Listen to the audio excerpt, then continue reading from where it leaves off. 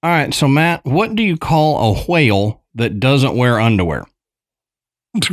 I don't know any that do. I don't know what. Free Willy.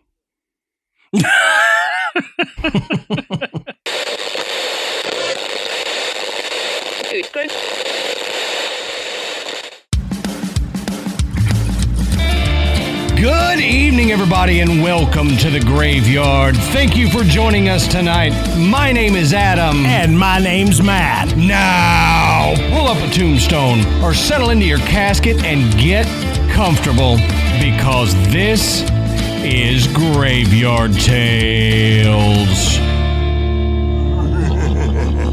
All right, everybody, here we are again. Matt, how you doing tonight, brother?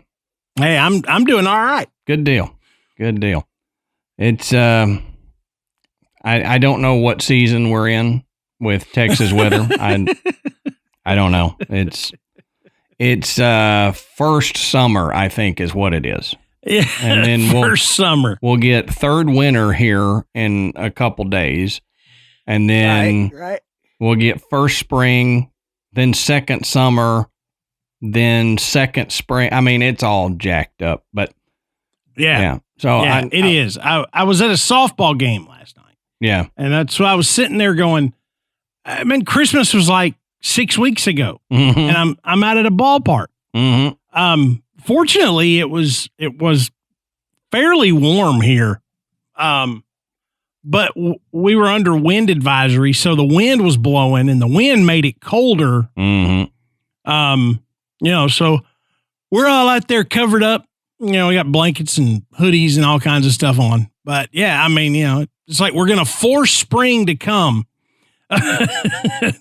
Screw it. We're doing all the spring stuff now. Mm-hmm. It's mid-February. Okay. It don't matter. I mean, I've seen spring bugs come out already. There's certain bugs that are flying around that I don't see until spring. It's weird. But, I mean, like I said, we'll get another cold snap, kill them all, and then, start over again. So, Right. We want to say go check out the Podbelly Network at podbelly.com. You can find a list of shows that we're proud to be associated with, and it guarantee you're going to find a show in there that you like that you may not find anywhere else. So go check them out at podbelly.com. We want to thank tonight's sponsor, HelloFresh, and we'll talk a little bit more about them later. While you're online, doing all your online stuff that you don't want to tell your significant other about, go over to patreon.com/graveyardtales and sign up to become a patron. And we have multiple different levels. Our $10 a month patrons, they get the video version of us recording these episodes with extras in there that I don't cut out. They get the audio version ad-free. If we happen to have ads that week, we'll put an ad-free version up there for them. Plus, they get the bonus episode audio and video every week. And then our $5 gets audio and video of a bonus episode, and our $1 gets the audio of the bonus episode. So go over there, check it out, find a level that you appreciate, and don't worry. It's not like you're not committed to a 2-year contract like you are with a phone. If you say, hey, I want to do $10 a month, but I can only do that for 2 months, and then I got to go down to 1.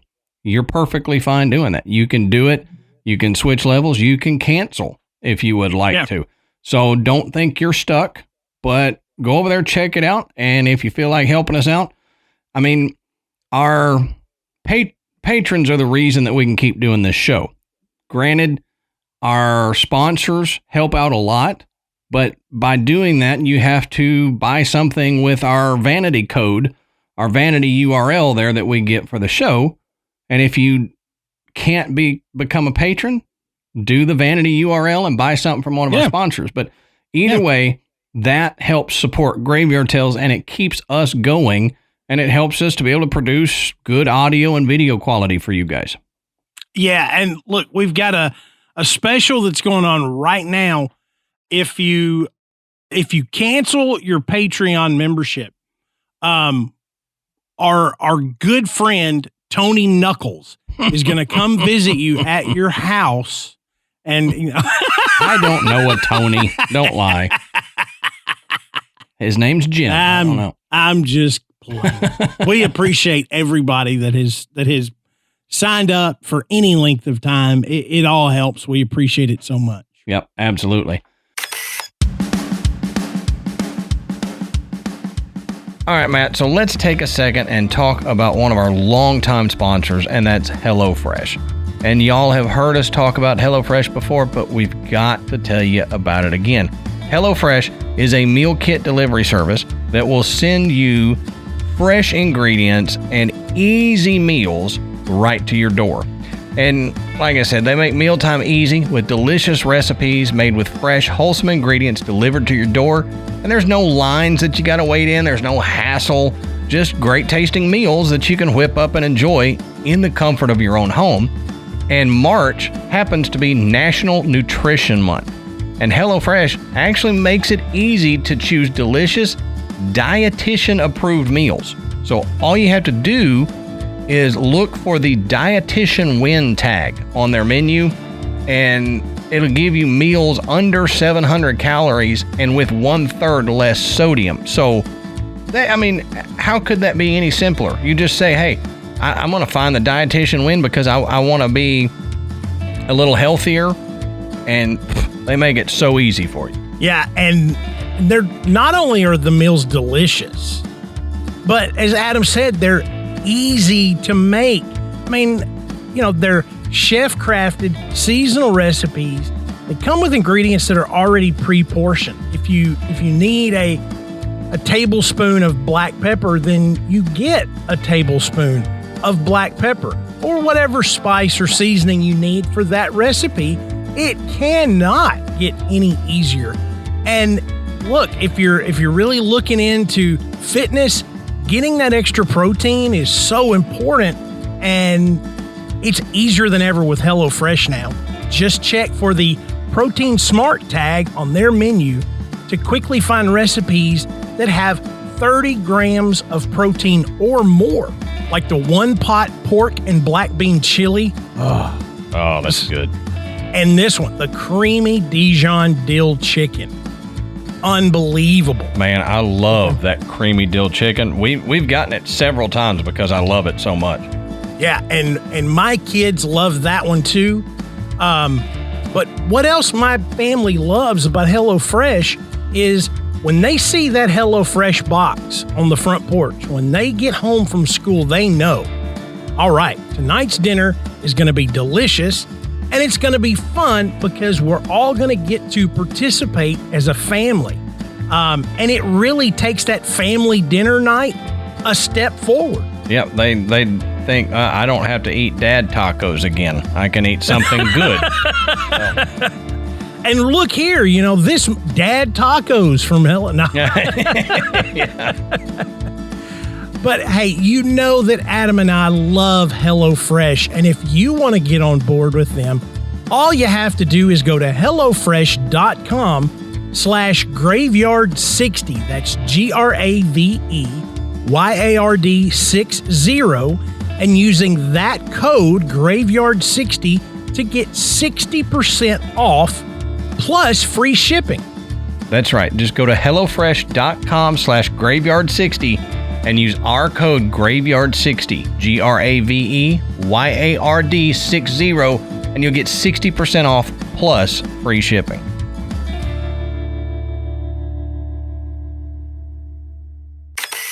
So, Matt, why don't you tell us, what are we talking about tonight, brother? Okay, so tonight, this is perhaps the most notorious witch trial of the 17th century. It's a tale of darkness. It's a tale of fear. It's really, really cool. 12 people were accused of witchcraft. 1 died while held in custody. 11 went to trial. 1 was tried and found guilty in York, and the other 10 were tried in Lancaster, in England. And only 1 of them was found not guilty. So tonight, Adam and I are going to dive into the story of the Pendle Hill Witches. Yeah, buddy. Yeah, so, this is one of these that I had known this story for a long time. And in my head, I'd always Salem witch trials, Pendle witches, all this. And it was just, hey, they did this really terrible stuff where they accused these women and men of being witches, and they burned them or hanged them or whatever.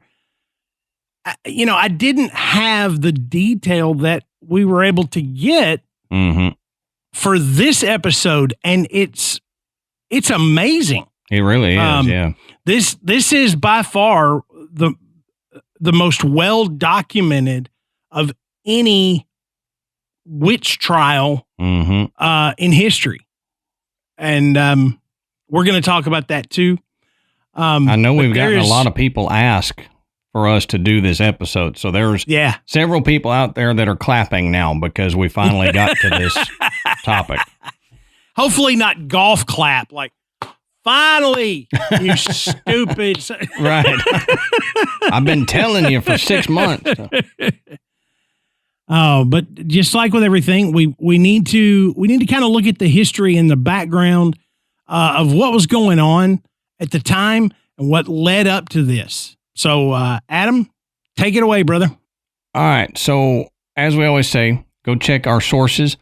Down in the bottom of the show notes, you can find where we found this information, and you can expand on the information because I guarantee you there's no way we could cover it all because there is so much. So go down there, bottom of the show notes, and check our sources. Now, the story of the Pendle Hill Witches is probably the most notorious of the 17th century, but it's only one of the many dark tales like this of imprisonment and execution at Lancaster Castle. So when you look into Lancaster Castle historical documents, it talks about this, about the Pendle Hill Witches. So this is coming from their historical documents. It says on March 18th, 1612, a young woman by the name of Alison Device was out begging on the road to Cologne. She stopped a peddler from Halifax, John Law, and asked him for a pen. He refused her request and walked away. According to Alison's own testimony, her familiar spirit, in the shape of a dog, appeared to her and asked if she would like to harm Law. Alison was new, apparently, to the art of witchcraft, and, it seems that she was kind of resistant to being indoctrinated into what was in fact the family business. But now she agreed that Law must be punished, and she told the dog to lame the peddler.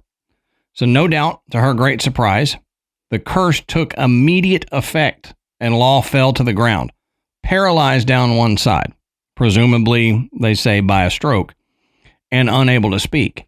He was taken to a local inn, and later Alison was brought to his bedside.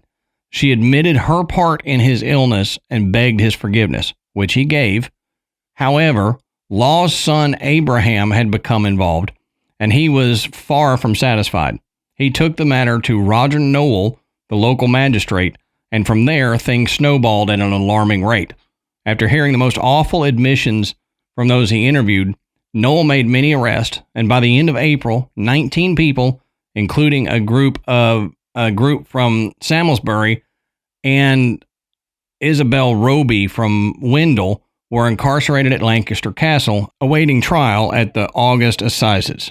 Now, we've kind of tangentially discussed this on other episodes, but I want to look into it a little bit deeper specifically for this episode, and that's the Malleus Maleficarum. Now, I have a link in the sources down there to a sacred text link, and you can go on that link and read the entire Malleus Maleficarum if you would like. So I pulled some of this information from there and some from other sources, but let's look at it. Now, this is just an Encyclopedia Britannica definition of what the Malleus Maleficarum is. It's Latin for hammer of witches, and it detailed legal and theological documents regarded as the standard handbook on witchcraft. including its detection and its extirpation until well into the 18th century. Its appearance did much to spur on and sustain 2 centuries of witch hunting hysteria in Europe. Now, the Malleus was the work of 2 Dominicans, Johann Sprenger, Dean of the University of Cologne in Germany, and Heinrich Kramer, Professor of Theology at the University of Salzburg, Austria, and Inquisitor of the Tyrol region in Austria. In 1484, Pope Innocent VIII issued the Bull Summus Desiderantes Affectibus, in which he deplored the spread of witchcraft in Germany and authorized Sprenger and Kramer to extirpate it. So the Malleus codified the folklore and beliefs of the Alpine peasants and was dedicated to the implementation of Exodus 22:18, quote, "You shall not permit a sorceress to live," end quote. So the work is divided into 3 parts. Part 1, the reality and the depravity of witches is emphasized, and any disbelief in demonology is condemned as heresy. So even if you don't believe in demonology, that's heretical. Yeah, just by going, yeah, this is all a bunch of hooey. I don't believe any of this. Right. You know, I mean, you could get in some hot water, sometimes literally, you know, by just admitting that, right, that you didn't believe in it. Right. So because of the nature of the enemy, any witness, no matter what his credentials, may testify against an accused. Now, part 2 is a compendium of fabulous stories about the activities of witches. So it says, e.g., diabolic compact, sexual relations with the devil, incubi and succubi, transvection, which is night riding, and metamorphosis. So them changing shape. Now, part 3 is a discussion of the legal procedures to be followed in witch trials. Torture is sanctioned as a means of securing confessions. Lay and secular authorities are called upon to assist the inquisitors in the task of exterminating those whom Satan has enlisted in his cause. Now, the Malleus went through 28 editions between 1486 and 1600 and was accepted by Roman Catholics and Protestants alike as an authoritative source of information concerning Satanism and as a guide to Christian defense. Yeah, I mean, it was like the handbook. Right. You know, how to deal with witches in your neighborhood. Mm-hmm. I mean, that's basically what it was. Right.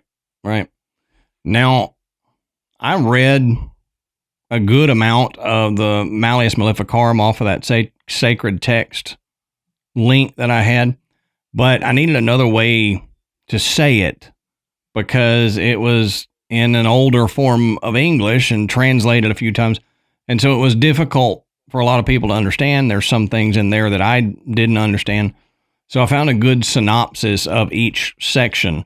So I'm going to do that. I'm going to go through a synopsis of the section here and we can kind of see what this was all about. Now, one section is women and midwives. So the manual charges that witchcraft was mostly found among women. The manual bases this on the idea that both good and evil in women tend to be extreme. After providing many stories of women's vanity, tendency toward lying, and weak intellect, the inquisitors also alleged that a woman's lust is at the basis of all witchcraft, thus making witch accusations also sexual accusations. Now, what kind of crap is all that?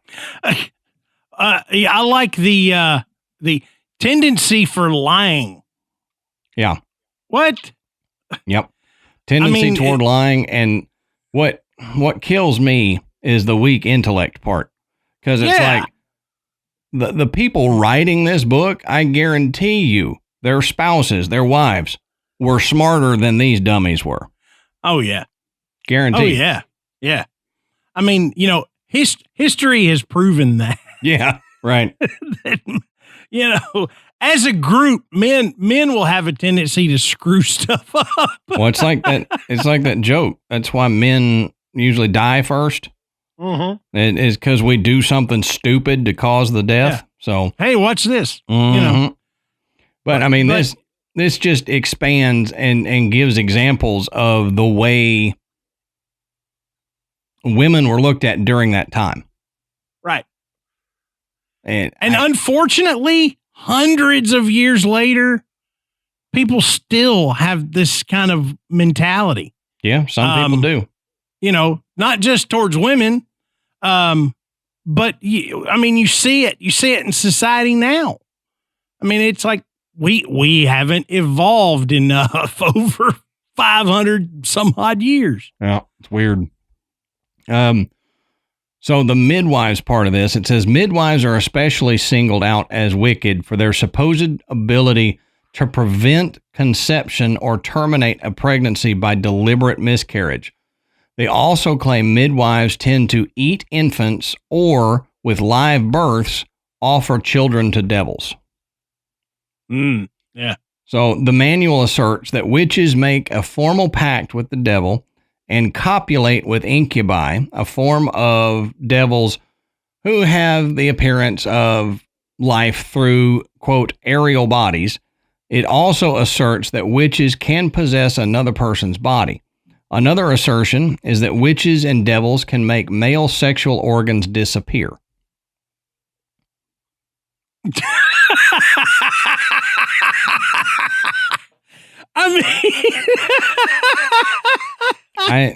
I wish most of y'all could see my face. But you know what this is? This is people. These are dudes that are very insecure with themselves. Oh, man. And they're like, I swear, last night it was bigger. A witch got a hold of me. And it's half of what it was. This witch did it. The witch did it. She made it almost disappear. Mm-hmm. Do you think guys like in their mid 50s around this time were like, they would buy like these big fancy carriages to roll around in? Yeah, right. And couldn't get a Corvette. A lift kit. So they put a big lift kit on their carriage. So giant tires on it and rolling through the street, sitting up high. And so many of their sources of, quote, evidence for the weakness or wickedness of wives are, with unintentional irony, pagan writers like Socrates, Cicero, and Homer. They also drew heavily on writings of Jerome, Augustine, and Thomas of Aquinas. So get some of these old, quote, pagan writers and then twist what they say and, use it to their advantage. Now, let's look at the examinations and signs from the Malleus Maleficarum. It says detailed directions were given for examinations. One aspect was a physical examination looking for, quote, any instrument of witchcraft, end quote, which included marks on the body. So it was assumed most of the accused would be women for the reasons given above there. So the women were to be stripped in their cells by other women and examined for, quote, any instrument of witchcraft.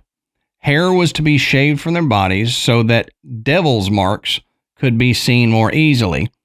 How much hair was shaved, I guess, depended on who was doing the shaving and what area. How hairy they were. Yeah. I mean, it says these, quote, instruments could include both physical objects concealed and also bodily marks. Beyond such instruments, there were other signs by which the manual claimed a witch could be identified. For example, being unable to weep under torture or when before a judge was a sign of being a witch. So if you're just hardcore and you're being tortured, and you're like, I'm not crying for you. Oh, you're a witch. That's right. So we've joked about this in other episodes about the whole, witches don't float, or witches float. Humans don't float. So if you sink and drown, well, you weren't a witch, but you're dead. So you're dead. It doesn't matter. She turned me into a newt. I got better. So there were references to the inability to drown or burn a witch who still had any objects of witchcraft concealed or who were under the protection of other witches. Thus, tests were justified to see if a woman could be drowned or burned. If she could be drowned or burned, she might be innocent. If she could not be, she was probably guilty. If she did drown or was successfully burned, while that might be a sign of her innocence, she was not alive to enjoy the exoneration. So, like we were just saying, I mean, this just continues to show the mentality of the people writing this crap at the time. It's like, well, how do we test? Drown them. What? Or do you think anybody at any point in time goes, well, what if we just kind of try to burn their finger?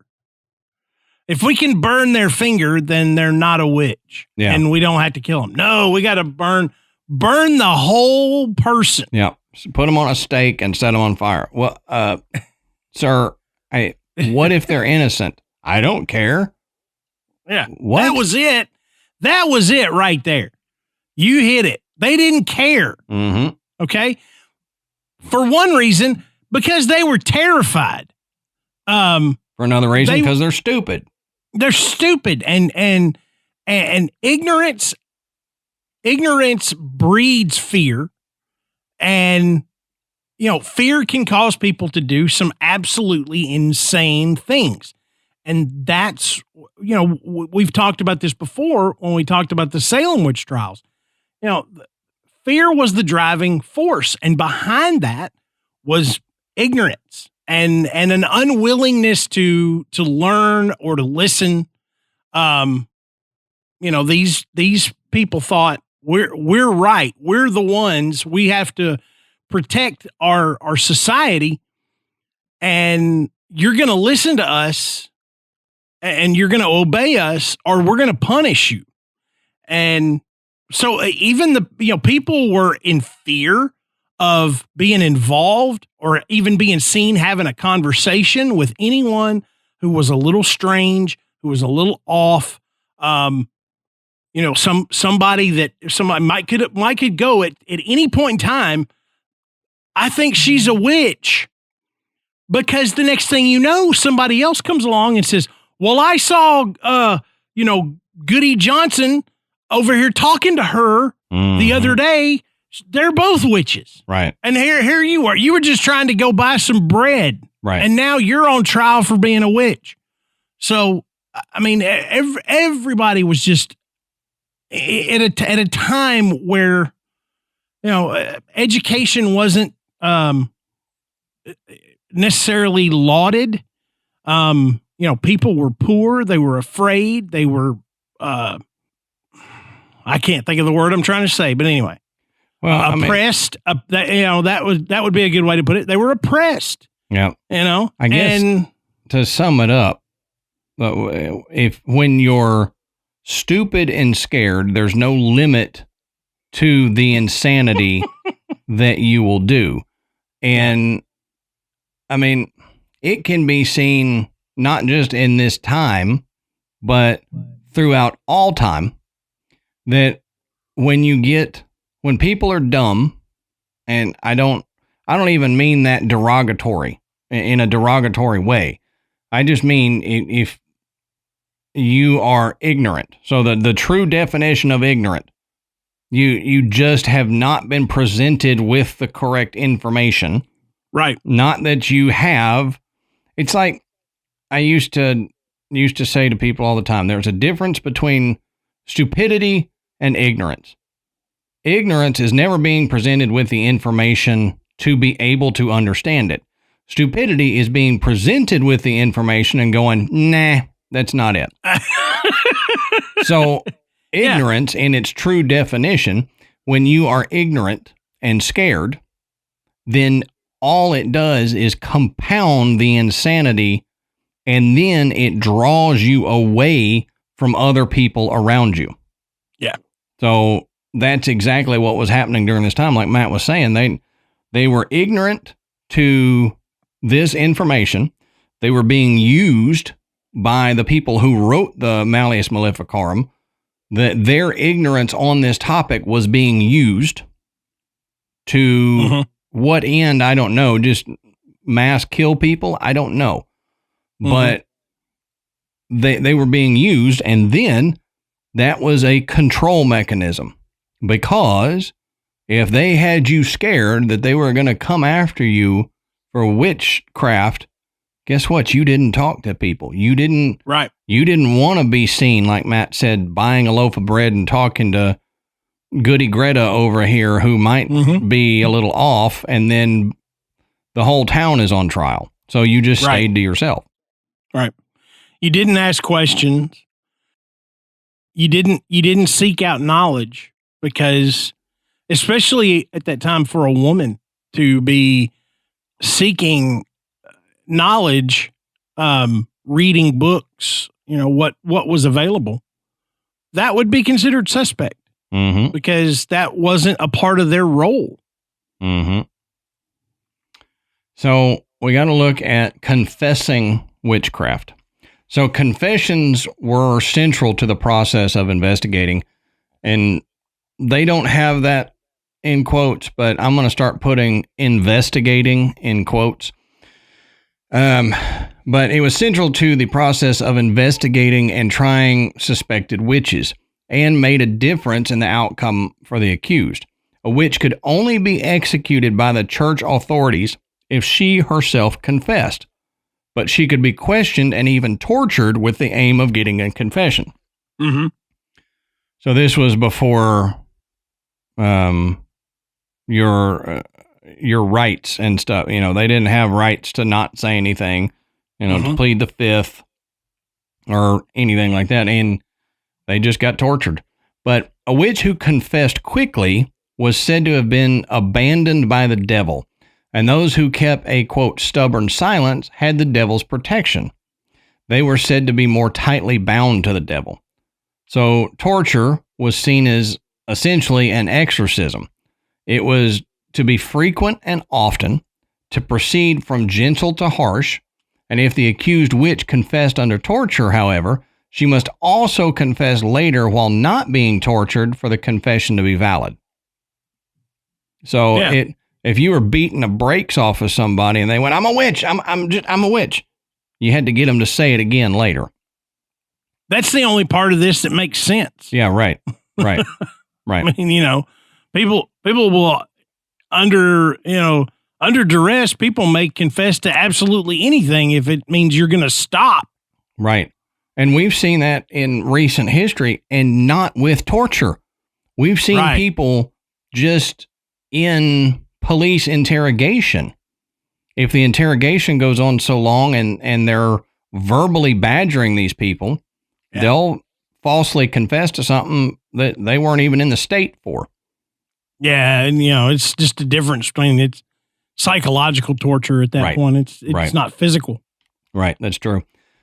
Now, if the accused continued to deny being a witch, even with torture, the church could not execute her. However, they could turn her over after a year or so to secular authorities who often had no such limitations. So if you didn't confess during torture and they kept you for a while, they could just go, well, we're going to hand you off to Bill and Pete over here. And Bill and Pete, they don't care. They'll just hang you. And that's usually what happened. So if you were innocent and you held to your innocence and they didn't like it, they'd just send you off to somebody else who would hang you, burn you, or whatever. Right. Now, after confessing, if the accused then also renounced all heresy, the church could permit the penitent heretic heretic to avoid a death sentence. So, I mean, it happened. It was rare, but it happened, where if you renounced everything and said you'll be a different person and da-da-da-da-da, they could say, okay, well, the devil is out of you. You can go on living after 15 years or whatever of imprisonment and torture and whatever. We've done beat the hell out of you, literally. Right. Pretty much. So the prosecutors had permission to promise an unconfessed witch her life if she provided evidence of other witches. This would produce more cases to investigate.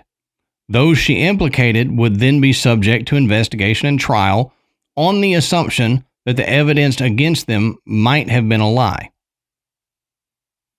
So they go about it saying, yeah, it could have been a lie, but we're still going to torture you to find out, because the investigation, the reason I want to put investigation in quotes is because their investigation is just yelling at people and torturing them. Mm-hmm. So it's not much of an investigation. But the prosecutor, in giving such a promise of her life, explicitly did not have to tell her the whole truth, that she could not be executed without a confession.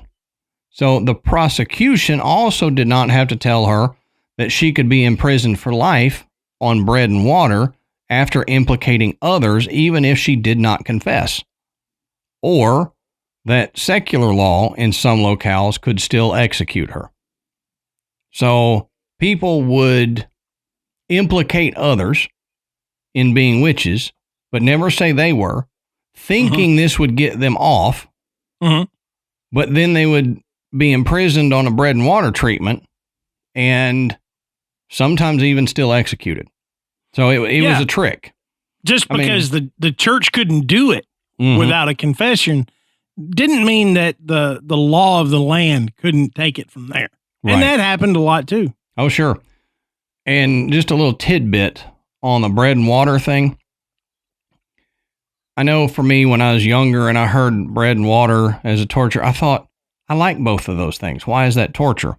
The problem is, and a lot of people probably don't know this, if you eat nothing but bread and water for weeks, months, it will turn into basically glue and then harden in your intestines. So it creates basically abdominal distress and could kill you from being plugged up and backed up, because it forms a paste and then it gets dried out and then you're just stuck. Yeah. So literally that's what, that's why they did the bread and water thing, is that was torture as well. Now let's look at procedures for trials and executions. So the third part of the Malleus Maleficarum deals with the goal of exterminating witches through trial and execution. The detailed guidance given was designed to separate false accusations from truthful ones. And again, got to be in quotes here. But it was always assuming that witchcraft and harmful magic really existed rather than being a superstition. It also assumed that such witchcraft did real harm to individuals and undermined the church as a kind of heresy. One concern was about witnesses.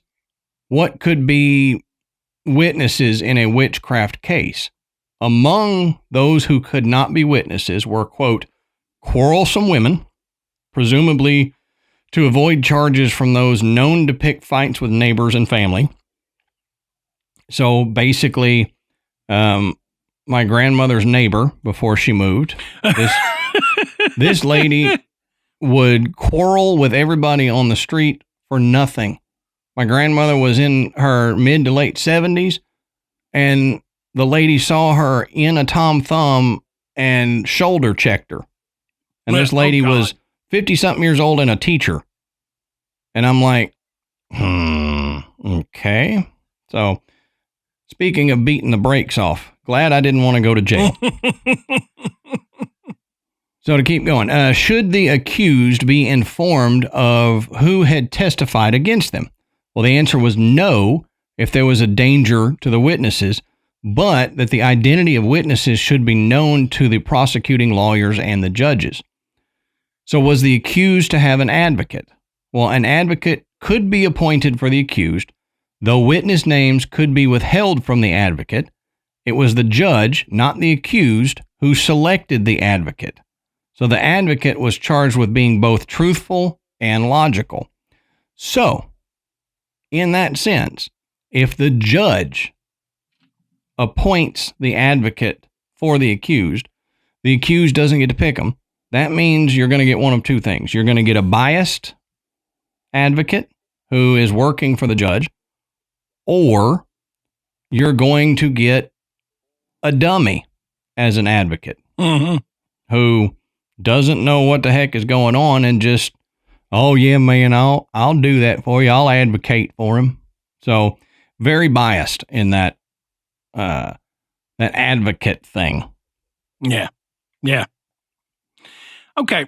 So you're going now that you've heard all this, you're like, I thought we were going to talk about the Pendle Witches. We're getting there. Understanding the mindset and the, I guess if you call them regulations on how to proceed in one of these trials, it's helpful when you see how the trials of the Pendleton Witches went down. Right. Because a lot of this comes back up and you're like, why was this allowed? Well, because all the regulations dictated that it could be done this way. Mm-hmm. Okay. So let's look at Adam. Let's look at the events that led up to the trials before we get into the details of the trials themselves. Now, Adam led us off with the story of Allison Device, that she had asked her familiar spirit to curse Mr. Law, and he became paralyzed on one side. So once they started this investigation, I think Adam used the term snowballed. Man, it went fast from there. I mean, they just kept uncovering more and more and arresting more and more people. Now, it's important to understand what was going on specifically at the time in the area where the Pendle Hill area. Now, 6 of the 11 witches on the trial came from 2 rival families. Okay, they were the Demdike family and the Chaddocks family, and they were both headed up by old, poverty-stricken widows. Okay, Elizabeth Southerns, who was also known as Old Demdike, and Ann Whittle, who was known as Mother Chaddocks. Now, Old Demdike had been known as a witch for 50 years. 50 years. People in this area knew that Old Demdike was a witch. Right. It was just an accepted part of village life in the 16th century that there were village healers who practiced magic and dealt in herbs and medicines. Sure. Yeah. That's who you went to. There wasn't a local doctor. You had an ailment, you went and saw, a healer, a witch. And back then, I would rather go see somebody who gave me herbs and remedies like that than a actual doctor, because of the shape medicine was in at the time. They'd bleed you to death. Yeah, exactly. Like, well, you could either go to this healer. I mean, she's a witch, but you go to the healer and she'll give you some lemon balm and catnip, or come to me, a doctor, and I'll cut your leg off. I mean, which do you really want? I mean, it's like the meme, it's like, you've got ghosts in your blood. Let's do cocaine about it. Yeah, exactly. Okay. But as is the case so many times, frauds began to pose as witches and healers because of the money they could funnel from local villagers. Sure. It was a time when witchcraft was not only feared, but it fascinated everyone from common village folk all the way to King James. Mm-hmm. Now, James I had been greatly interested in witchcraft even before he took the throne in 1603. He wrote a book called Demonology, instructing his readers to condemn and prosecute both supporters and practitioners of witchcraft. Okay? Now, this is outside of the Malleus Maleficarum. Yep. Yeah. The skepticism of the king became reflected in the feelings of unrest about witchcraft among the common people. The king's views were also imposed on the law. Now, each justice of the peace in Lancashire at the beginning of the year 1612 was instructed to compile a list of all of those who refused to attend church or take communion, which at that time was a criminal offense. Yeah, go ahead.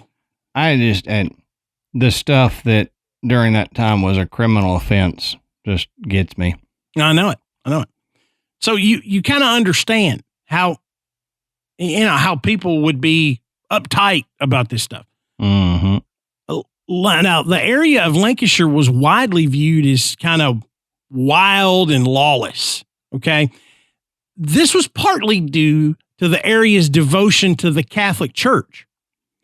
Henry VIII's Act of Supremacy in 1534, which separated England from the Vatican influence, also led to the closure of the, I think it's Cistercian Abbey. I think that's how you say it. There's too many C's in that word. Cistercian Abbey, which was a monastery in Lancashire, and the people of Pendle Hill were pretty ticked off about it. I mean, here they were devout Catholics, even though the law said that they could no longer practice Catholicism. And now the law is shutting down the monastery right there in their hometown.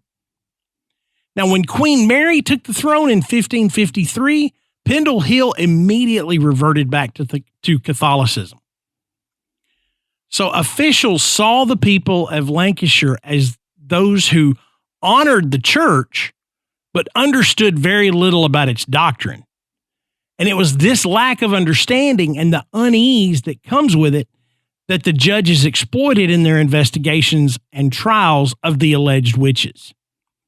So Allison confessed to Justice Noel that she had indeed told the devil to lame John Law. And it was after further questioning that Allison accused her grandmother, which was Old Demdike, Elizabeth Southerns, and also members of the Chaddocks family of witchcraft. Now remember, the Demdikes and the Chaddocks were like the Hatfields and the McCoys. Right. They didn't like one another. So, not only does Allison say, well, my grandmother's a witch, everybody knows this. She says, there are also people in this other family that are witches too. So those accusations about the Chaddocks family, it looked like an act of revenge. It's like, well, we'll get you. Yep. Now, as I said, the families had been feuding for years, especially since one of the Chaddocks family had broken into Malkin Tower, which was the home of the Demdikes, and stole goods to the value of £1, which would be the equivalent of about 120 pounds now. Okay. So not a lot, but not a little either. Right. Okay. I mean, these people were poverty stricken. I mean, they didn't, they had to find a way to make, any kind of whatever money they had to figure out a way. I mean, Allison was begging, when this all began. Mm-hmm. And I told Adam, I watched a lot of videos and struggled through, a lot of people with Scottish accents, and me trying to follow what they were saying and understand it. I'd have to go back and listen to it. I didn't catch that. What was that word? But they talked about Malkin Tower, which sounds very regal and Malkin Tower, it wasn't. In fact, like I said, these people were poor. One interview I watched said that at the time, Malkin was akin to, I won't say what he said, but crap. So this would have been like a slang term for crap. Crap tower is what this would have been. So it wasn't some, they didn't live in a castle. Okay. It was just what they called it. But beyond that, beyond the feud, because one of the Chaddixes had stolen from them, John Device, who is Allison's father, blamed the illness that led to his death on old Mother Chaddix, who had threatened to harm his family if they didn't pay annually for their protection. Now, the Device family had paid the Chaddix family with, or old Mother Chaddix, with 8 pounds of oatmeal a year, up until the year prior to John Device's death. So she says, you pay, or I'm going to harm your family. They pay the 8 pounds of oatmeal. The 1 year they do it, John Device dies at the end of that year.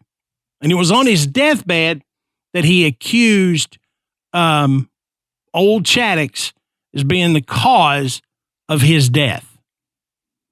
Now, the deaths of 4 other villagers that had occurred years before the trial were raised, and the blame was laid on witchcraft performed by old Mother Chaddix.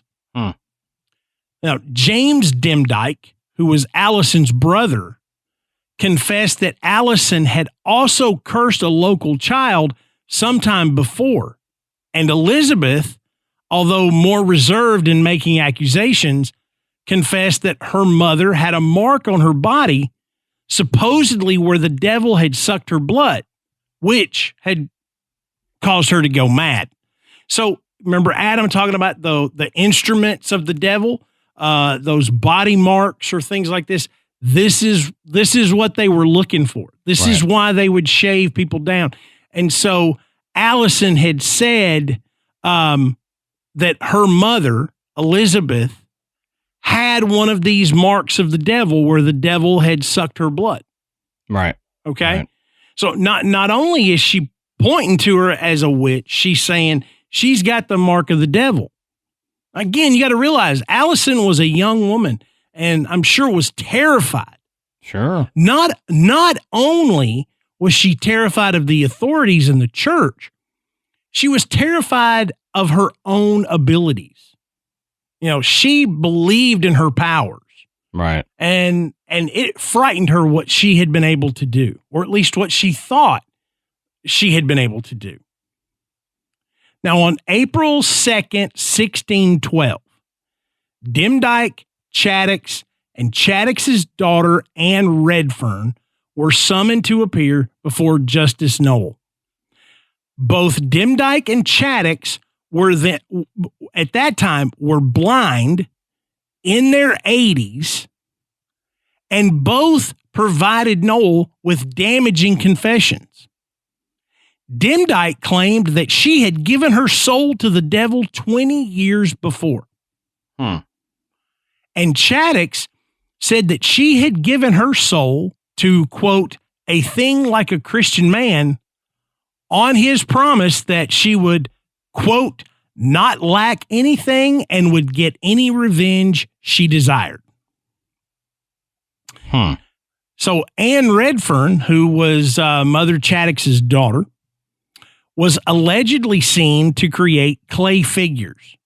Okay. That doesn't sound bad, but you got to understand, clay magic was a big deal, and clay magic is still practiced today, used in healing a variety of ailments. And it's because clay is of the earth. And, if you go back and do some reading, clay is utilized in many religions' creation stories. They breathed life into the dirt, into the clay.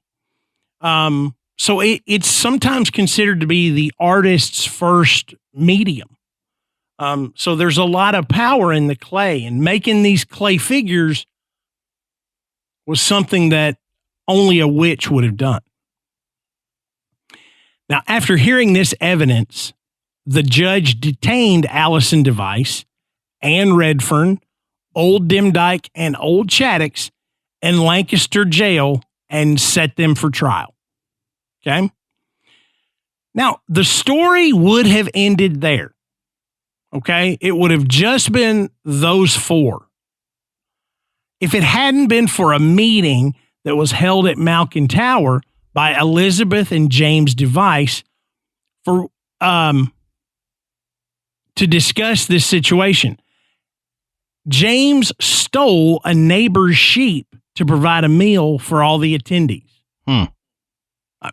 Hey, look, they're still poor. Right. Okay.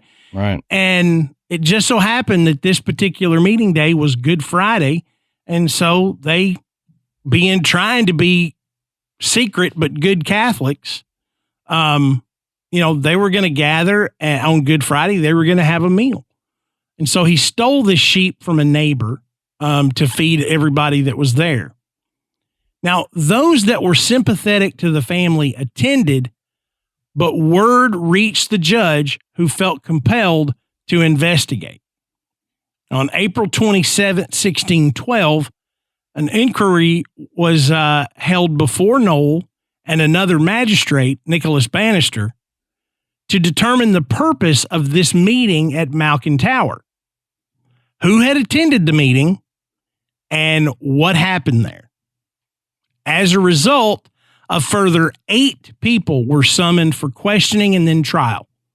Elizabeth Device, James Device, Alice Nutter, Catherine Hewitt, John Bulcock, Jane Bulcock, Alice Gray, and Jeanette Preston. So we've just ballooned from 4 to 12. Mm-hmm. So Jeanette Preston was the first tried on July 27, 1612. Now, Preston lived in Gisborne, which was then in Yorkshire, and she was sent to the York Assizes for her trial. Her judges were Sir James Altham and Sir Edward Bromley.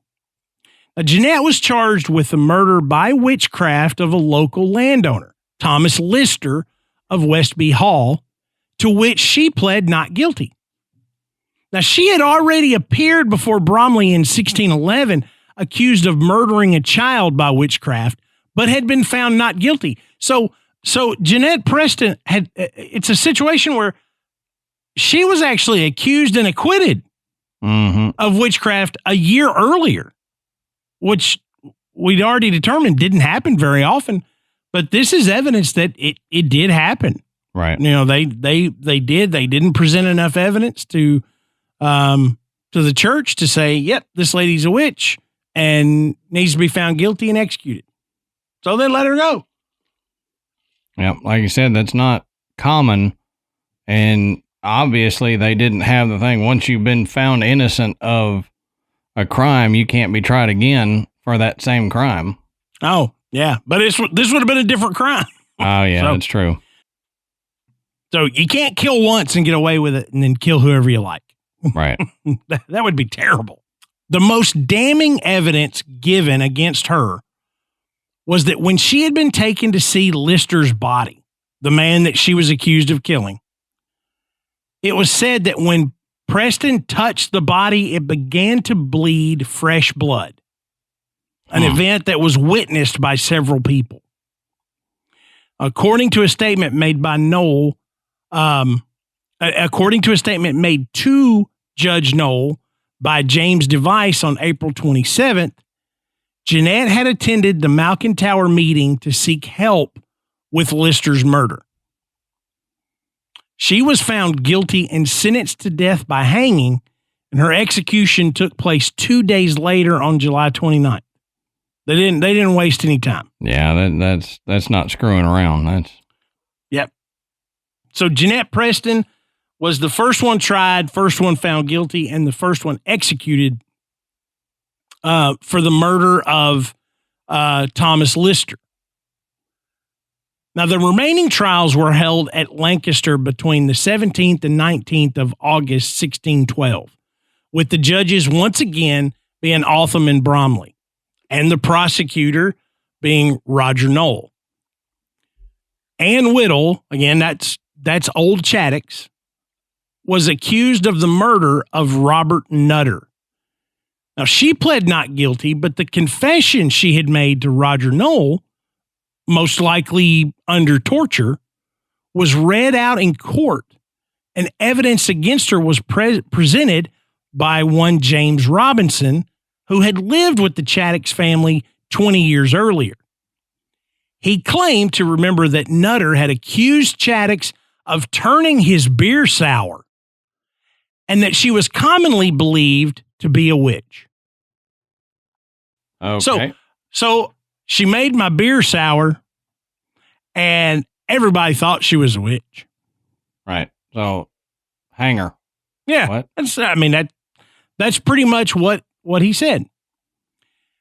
But even with that flimsy evidence, Chattox broke down and admitted her guilt, calling on God for forgiveness and the judges to be merciful to her daughter, Anne Redfern. And the daughter's going, why are you bringing my name into this, woman? I wasn't even on trial. She was already there. She was already there. They already knew they were going after her, and she knew they would. Yeah. But maybe she was hoping that her confession would save her daughter. Well, it's remember, she's old. Yeah, like the Malleus said, if you confess and are penitent, then they can let you off. Right. But you got to remember, Chattox was old. Ann Whittle was old. Probably in her 80s. She was blind. She'd lived a long life. All she really wanted to see was her daughter be shown some mercy and not executed. Mm-hmm. Now, 9-year-old Jeanette Device, you're going to see, I'm going to repeat names. I'm not talking about the same person. Okay. It's like they had a list of names and surnames, and that's what everybody got, because there wasn't a lot of variation. 5 surnames and then 8 first names. That's it. That's what you had to choose from. And they had them on dice, and they would roll the dice. And that was your name. That's it. Yeah. This came up Tom Thomas. Sorry, but you're stuck with that one. It's bad, I know. Yeah, but it's terrible, but you got it, Tom Thomas. That's the dice. Tom. Just think, you could have been Thomas. Mm-hmm. Or even worse, Thomas out. Tom. Right. That would have been just stupid. So you lucked out with this one. But it was 9-year-old Jeanette Device, who was a key supplier of evidence for the Pendle Witches trial, which was allowed under the system from King James. All normal rules of evidence could be suspended for witch trials. You remember when Adam was talking about earlier the Malleus Maleficarum? Malleus Maleficarum. Malleus Maleficarum. In that, it said that anyone could provide evidence in a witch trial. It didn't matter who you were or what your qualifications were, you could present evidence. So in this case, a 9-year-old girl was able and allowed to present evidence, and hers was, the most effective. Because normally someone at age 9 wouldn't have been allowed to be a witness. No. So Jeanette gave evidence against some of the crazy things 9-year-olds say. Yeah. Michael, when he was 9, he could come up. He still does, and he's 11, but he can come up with some wild stuff to say. Oh, yeah. And you're going to put a 9-year-old on the stand. I mean, their brains aren't even fully developed yet. That's right. Piper does it. She's 10, but Brooks did it. Yeah. He still does. He's 13. Yeah, right. So Jeanette gave evidence against those who attended the meeting at Malkin Tower, but also against her mother, her sister, and her brother. So, this little turncoat, gave everybody up. Well, and I mean, that proves one of the things that I've told Michael before, and I've said to other people before, is the frontal part of your brain is not fully developed until in your 20s. Mm-hmm. And that part of your brain is the part of your brain that allows you to understand long-term consequences of your decisions. Yep. Until your mid-20s or so, that part of your brain is not fully developed. So as a 9-year-old, where it's far from being fully developed, she doesn't see the long-term ramifications of saying that. She's on the stand, she's scared, and they're like, you know anybody else? And she's like, well, yeah, my mom, my brother, my sister, the goat, my horses. And she doesn't realize that by saying this, she's condemning them to death. Yeah. And how easy would it have been? Yeah, how easy would it have been to convince a 9-year-old? You just have to tell us what you know. Mm-hmm. Everybody's gonna get to go home. We just need you to stand up here and tell the truth. Yep. Exactly. And I mean, you can't imagine that she wasn't manipulated in some aspect. Absolutely was. So now Elizabeth Device, that's Jeanette's mother, okay, was charged with the murders of James Robinson, a different James Robinson, John Robinson, and together with Alice Nutter and Demdike, the murder of Mr. Henry Mitten. Okay, so 2 murders on her own, and then one where she conspired with Alice Nutter and old Demdike to murder Henry Mitten. Now, Elizabeth Device vehemently maintained her innocence. And when Jeanette gave evidence against Elizabeth, she had to be removed from the court, screaming and cursing her daughter. Yeah. So she hadn't even really gotten into any evidence yet. And so they had to remove Elizabeth from the courtroom. I mean, how would you react if your own child, especially a 9-year-old child, was coerced into saying it? Exactly. So once Elizabeth had been removed from the court, Jeanette's testimony continued. It says Jeanette was placed on a table and stated that she believed her mother had been a witch for 3 or 4 years. She also said her mother had a familiar called Ball, who appeared in the shape of a brown dog. Jeanette claimed to have witnessed conversations between Ball and her mother in which Ball had been asked to help with various murders. James Device also gave evidence against his mother, saying he had seen her making a clay figure of one of her victims, John Robinson. Elizabeth Device was found guilty. Jeez. Yeah. Now, James Device, this is Elizabeth's son, Allison's brother. Okay? James Device pleaded not guilty to the murders by witchcraft of Ann Townley and John Duckworth. However, he, like Chattox, had earlier made a confession to Noel, which was read out in court. That, and the evidence presented against him by his sister Jeanette, who said that she had seen her brother asking a black dog he had conjured up to help him kill Townley, was enough to persuade the jury to find him guilty. Well, yeah. I mean, here now you've got a story that not only is he talking to a dog, with a familiar spirit, that he actually conjured this dog up and asked him specifically to help him kill Mr. Townley or Miss Townley. Yeah. So they found him guilty. Now let's go back to Ann Redfern. Remember, Ann Redfern was old Chattox's daughter. So Ann Redfern was also charged in the murder of Robert Nutter, but the evidence against her was considered unsatisfactory and she was acquitted. But Redfern was not so fortunate the following day when she faced her second trial for the murder of Robert Nutter's father, Christopher, to which she pled not guilty. Now, old Demdike's statement to Noel, which accused Anne of having made clay figures of the Nutter family, was read out in court.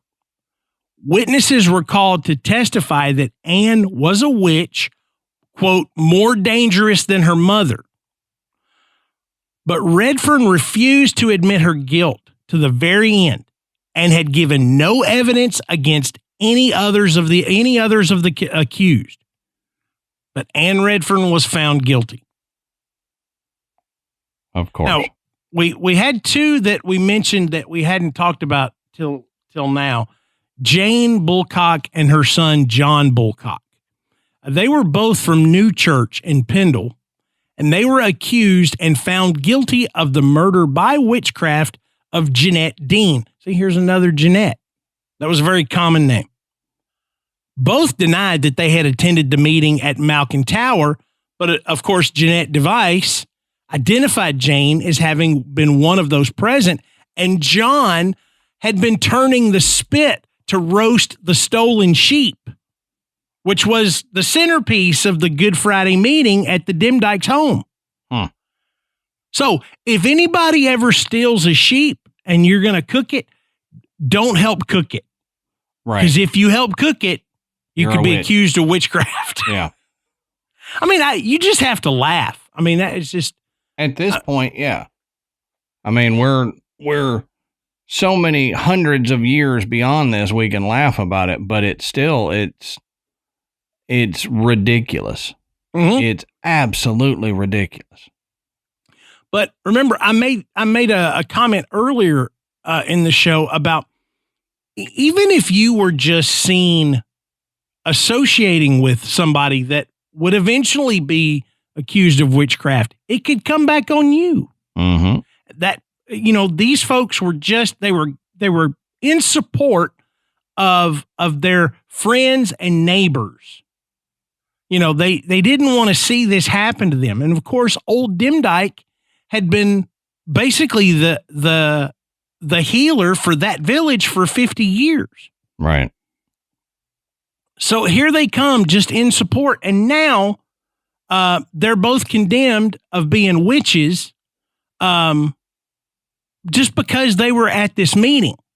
And, of course, we got to find somebody that died. Okay, we can accuse them of this death. Yeah. You notice that's why they all played out. They were all accused of some type of murder. Right. Or a conspiracy to commit murder by witchcraft. Now, Alice Nutter was unusual among the accused in being comparatively wealthy. She was the widow of a tenant yeoman farmer. She made no statement either before or during her trial except to enter her plea of not guilty to the charge of murdering Henry Mitten by witchcraft. Now, this is the same Henry Mitten from earlier.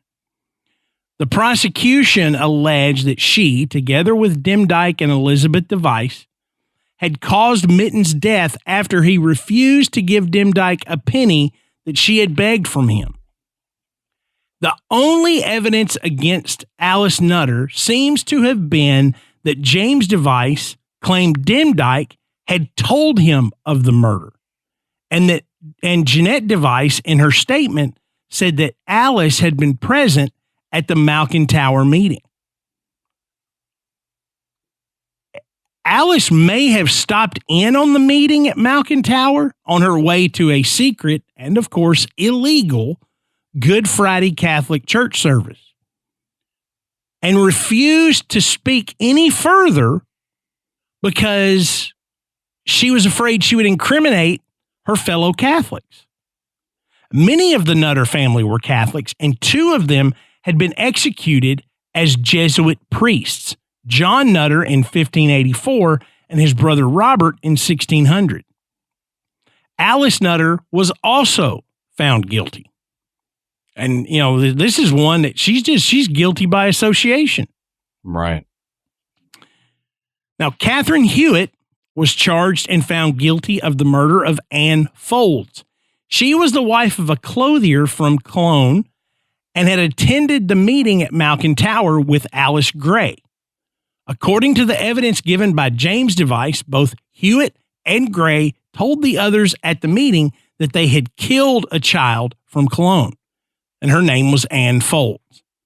Jeanette Device also picked Catherine out of a lineup and confirmed her attendance at the Malkin Tower meeting.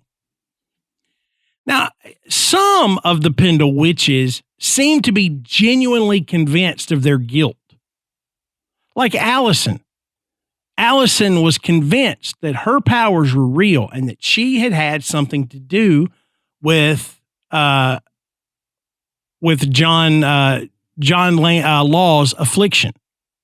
But others fought to clear their names. Allison Device was one of those who believed in her own powers, and she was also the only one on trial who was faced with one of her victims, John Law. He said when John entered the court, it was documented that Allison fell to her knees, confessed, and burst into tears. So Allison was also found guilty. So if you're keeping score at home, 9 of the accused, Allison Device, Elizabeth Device, James Device, Ann Whittle, Ann Redfern, Alice Nutter, Catherine Hewitt, James Bulcock, and Jane Bulcock were all found guilty during the 2-day trial and hanged at Gallows Hill in Lancaster on August 20th, 1612. Elizabeth Southerns, also known as Old Demdike, never reached the trial. The dark, dank dungeon in which they were imprisoned proved to be too much for her, and she died while awaiting trial. Only one of the accused, Alice Gray, was found not guilty. And we have such detailed information about the Pendle witch trials thanks to Thomas Potts, who was the clerk to the court who wrote the official publication of the proceedings entitled The Wonderful Discovery of Witches in the County of Lancaster. It's the majority of the information I presented came from a synopsis of that book. Going through the details of, I already had amassed a lot of information about, well, they were accused and found guilty. This one was accused and found guilty. But by finding this synopsis, I was able to get a little bit more detail of who they were accused of murdering, what their involvement was, who their accusers were, what evidence was presented against them. So like I said, we found a lot more than I had ever known about the Pendle witch trials. And it's amazing and that we have that much detailed information. Oh yeah. It's incredible that something like this actually happened. But we saw it in the United States with the Salem witch trials. And it was, around the same time, this was happening in different parts all over. Other parts of Europe, just not just England. Adam and I have mentioned that, not only were there witch hunters, but, there were vampire hunters and all kinds of stuff that, it was all led by fear and ignorance. A dark time in history for sure. But it's just incredible. But my question is, how much of it is true? I mean, some of these women, they immediately opened up and said, yeah, I'm a witch. Openly confessed. So it wasn't necessarily that it was just somebody, oh, well, you were talking to so-and-so, so you must be a witch. Or we saw you with a dog, that must be your familiar. It was way beyond that. We saw where old Demdike was a practicing witch for 50 years. Yeah, I'm sure that a small percentage of those that were accused actually were practicing witches and all that. And I think there probably was some of them that got put on trial and they confessed to it. I think there's probably some that were practicing witches that were found innocent and all that and went on.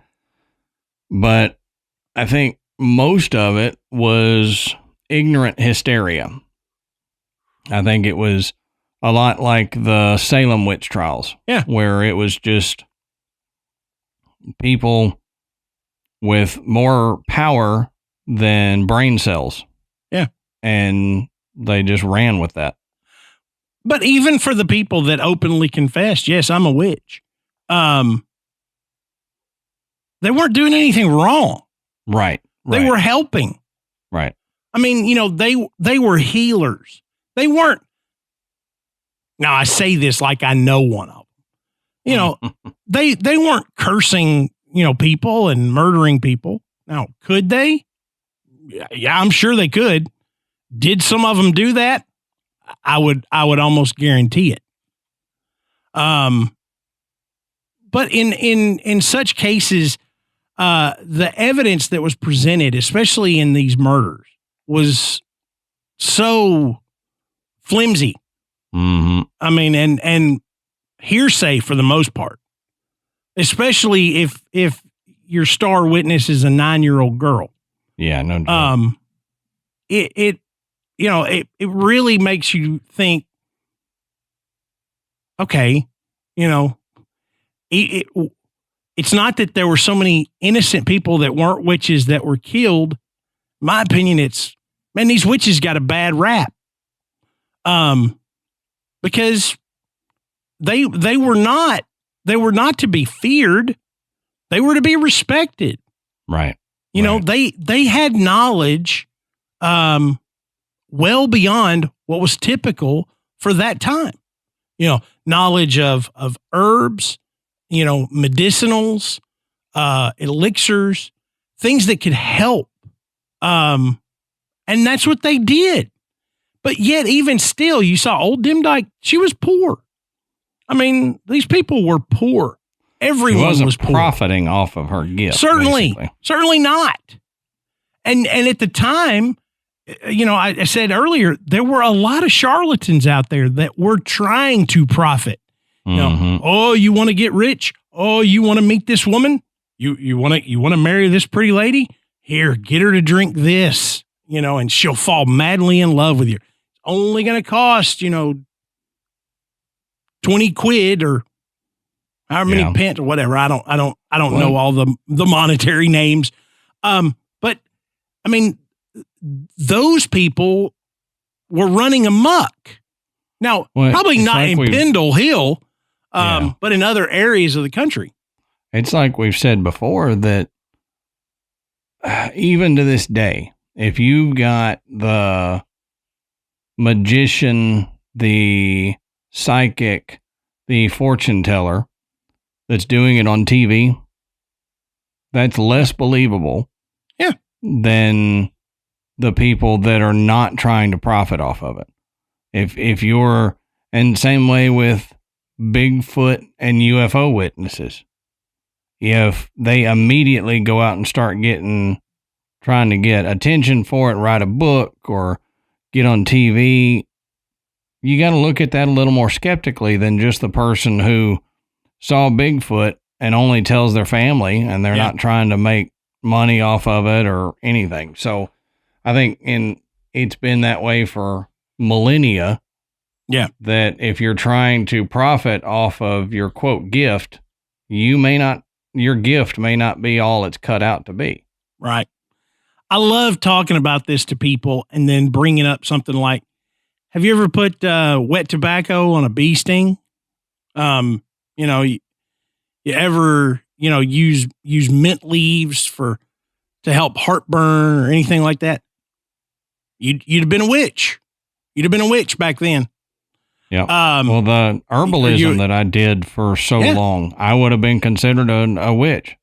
Oh yeah. Hell yeah. I consider you a witch anyway. Yeah. I mean, it happens. Most people do. But you think about it, pharmacists, apothecary. Mm-hmm.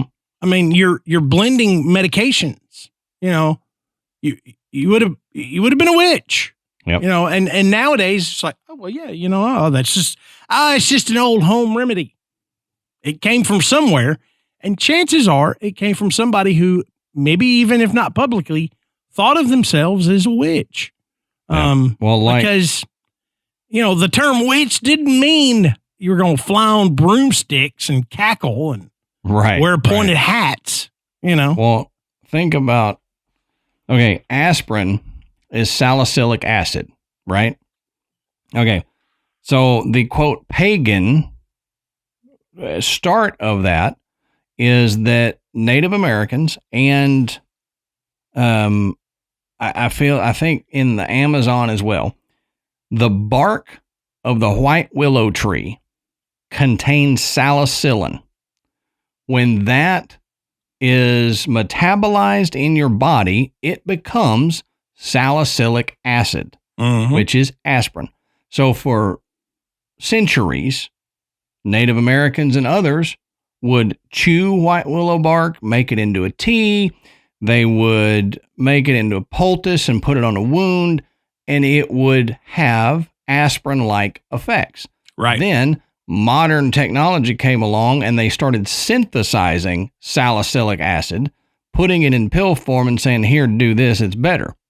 Mm-hmm. Well, they got that from a, quote, heretical, quote, pagan thing of mixing all these herbs and everything. And it's recently been proven that white willow bark is more easily digestible. And for those that have allergens to aspirin, a lot of times they can get away with white willow. Yeah. Because modern medicine then put a lot of crap into it and changed it. But it's that, like you were saying, where did it come from? Mm-hmm. Well, most of our modern medication comes from an old source, like what would be considered witchcraft of, I'm going to go see the local witch on the corner because I've got a sprained elbow. She's going to rub some goo on me and it gets better. That goo probably had white willow bark in it or something similar. Yeah, absolutely. So just, a great story, so much detail, and it leads to so much discussion. We couldn't even get into all of it, in one show. But I really enjoyed learning more about the Pendle Witch Trials, and we hope that you guys have enjoyed this too. Remember, you can let us know if you have any history of witches or witchcraft in your family. We're not going to condemn you for it. I have several friends that are witches. And in fact, I was talking to one earlier tonight. But let us know, if you've got you yourself or maybe a great grandmother who was considered a witch or had, did home remedies. I say, quote, home remedies. Let us know. We'd love to hear it. The best place to do that is in our Facebook group. It's called The Graveyard. We've got thousands of members in there. It is extraordinarily active, and it is a safe place. You can come and share those stories and know that you're not going to be made fun of or harassed or call a kook or anything else. Put on trial for witchcraft. That's right. Like that. Not in the graveyard. We want to hear these great stories. And that's why we're here. And after that, you can go and check out our website, which is graveyardpodcast.com. And there you can find links to purchase Graveyard Tales merchandise. You can listen to the show and you can become a patron. And thank you to everyone who has donated their hard-earned money to the work that Adam and I do. Don't forget to rate and review us on iTunes. It brings us up the charts.